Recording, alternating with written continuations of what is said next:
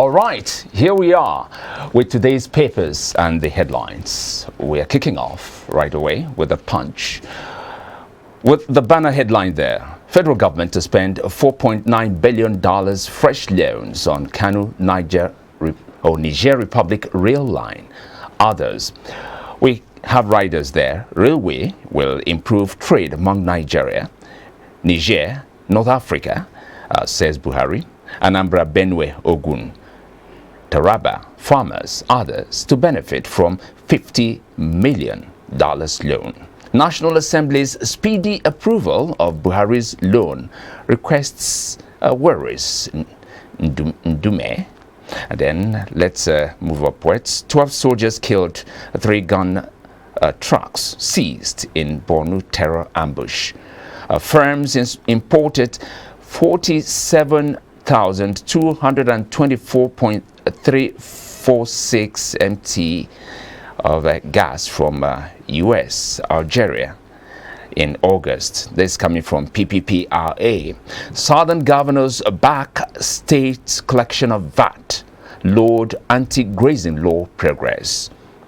Downwards now, group fighting TB Joshua's wife over succession. Faceless scone.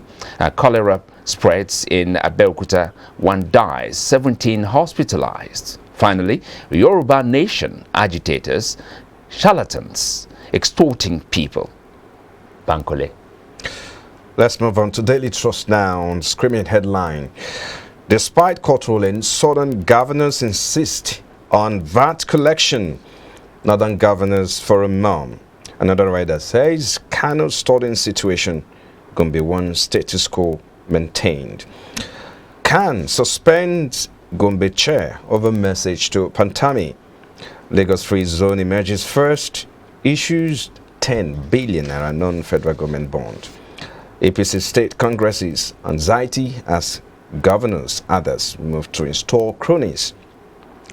Ansaro Group flames for a hoist flag in 2 Kaduna villages. Air Force takes responsibility for Yobe shooting, raises probe panel. While I was rushed out of Villa, that's coming from EFCC chair there, and concerns over UNIM maids recruitment scam. I think that's all we have for you now on Daily Trust. Another daily here, the Daily Times. VAT collection belongs to states. Southern governors tell the federal government and commend states for enacting anti-open grazing laws. Say Southern Nigeria should produce president in 2023. Upwards now, strike. Federal government resident doctors refuse to shift grounds as court resumes hearing today. Let's move downwards the paper. Corruption. Over $600 billion of Nigeria's money stolen since 1960. Moralu. A defection. Buhari welcomes Femi Fani Kayode to APC. Finally, business. Equities market drops by 0.15% over investors' profit-taking. And finally from me, Business Day here. Mass headline there says Nollywood produces most movies in 5 years, but piracy limits profit. Then that one that says 5 ways to halt exit of foreign retailers from Nigeria. That's business for you. Nigerian banks grow profit by most in 7 years despite limited cash. And this one says Nigeria to meet investors over $3 billion Euro bond issuance September 17, 20. And that wraps it up on with the Business Day here. Yes, Frank, the hearing on federal government resident doctors, I'll call it ding-dong affair, is happening today. How do you feel? What do you feel about this? Well, I think this issue has been in the front burner for a while now. It's not an issue that is just starting. It's been there. The issue, the face-off between federal government and the resident doctors. It's been an age discussion of trouble. Or face-off. Let me put it that way, because there's been a back and front And that's the reason I called disagreement, it a ding-dong affair. Yes, disagreement between federal government and the resident doctors over the inability of the government to meet the agreement. And what's the agreement, or what's the issue? Give us a better welfare, give us a better pay, welfare packages and all of that.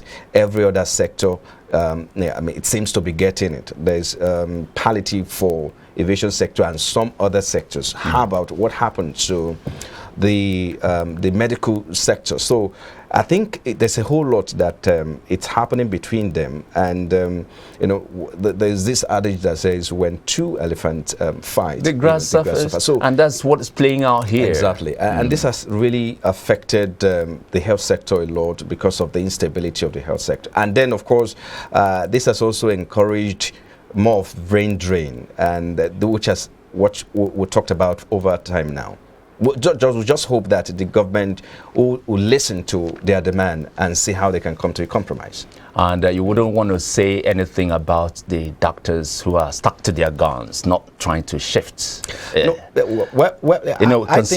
the nature of their profession demands that life comes first. That's right. And they have violated that in all its ramifications, if you ask me. But when you look at, of course, in terms of labor law, when someone, especially for resident doctors or people who are in that profession, who put their lives on the line for people to be safe. During the lockdown, of course, the COVID-19, a lot of them lost their life as a result of that. So they should be compensated. They should come first. Yes, life comes first, and they should also consider federal government's own demand as well to return to work. But then again, you also have to look at how risky it is to put their life on the line for in the face of the pandemic. So that has to also be considered as well. I think it depends on a trust issue. It has to do with trust here.